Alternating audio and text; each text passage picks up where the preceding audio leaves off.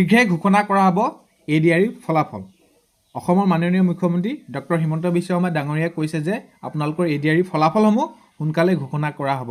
আৰু এটা কথা কৈছে যে আপোনালোকে সেইখিনি গমেই পাইছে বা আপোনালোকে অৱগত 10 মে'ৰ ভিতৰত প্ৰায় 40,000 পৰা 50,000 প্ৰাৰ্থীক দিয়া হ'ব নিযুক্তি। সেইটো আমাৰ বাবে বহুত ভাল খবৰ, এটা ডাঙৰ খবৰ, যিহেতু 40-50,000 নিযুক্তি হ'লে বহুতো নিবনুৱা তেনেদৰে সেইখিনি সমস্যাৰ সমাধান হ'ব।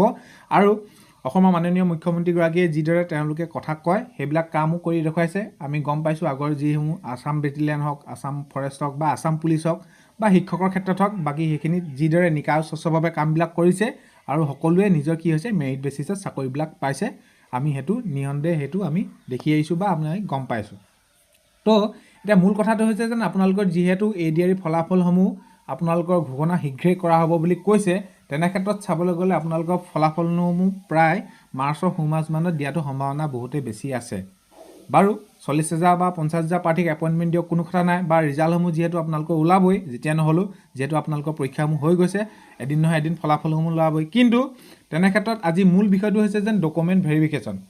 আছাম ডাইৰেক্ট ৰিক্ৰুটমেণ্টৰ যিসমূহ গ্ৰেড 4 আপোনালোকে ভাইভা দিবলৈ যাওঁতে আপোনালোকে কি হৈছিলে, নিজৰ জেৰক্স কপিসমূহ আপোনালোকে তাত জমা ৰাখিছিলে।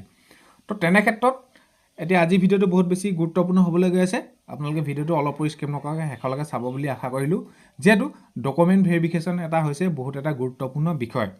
এতিয়া চাওক, আপোনালোকে যিহেতু আপোনালোকৰ জেৰক্সসমূহ দিছে, তো তেনে ক্ষেত্ৰত আপোনালোকৰ আকৌ ডকুমেণ্ট ভেৰিফিকেশ্যন হোৱাটো সম্ভাৱনা আছেনে নাই বা হ'ব।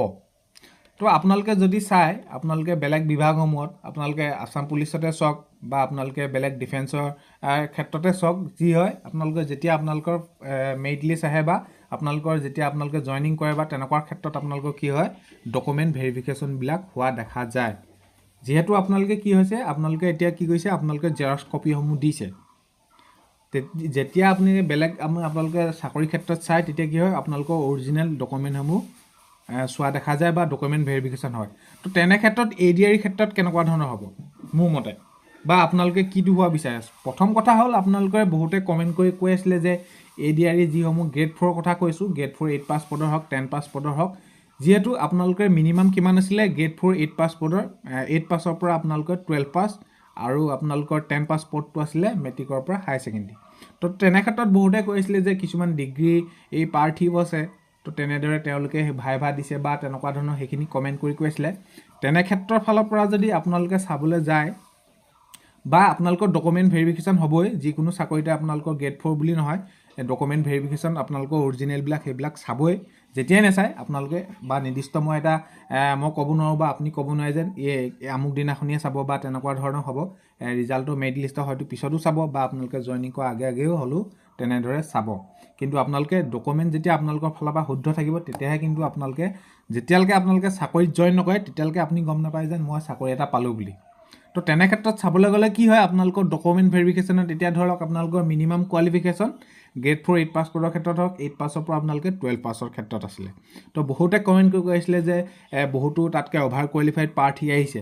তো তেনে ক্ষেত্ৰত যদি তেওঁলোকে আপোনালোকৰ আকৌ ৰিভেৰিফিকেশ্যন মানে ডকুমেণ্ট ভেৰিফিকেশ্যন আকৌ পুনৰ কৰে, আৰু কৰিব মানে কৰাটো নিশ্চিত হৈ থাকক, কৰিবই, কাৰণ কেলৈ বেলেগ আপোনালোকে চাকৰি ক্ষেত্ৰত তেনেদৰে দেখিছে ডকুমেণ্ট ভেৰিফিকেশ্যন কৰে, কিন্তু আপোনালোকৰ বাবে তেতিয়া নিশ্চয় ভাল হ'ব।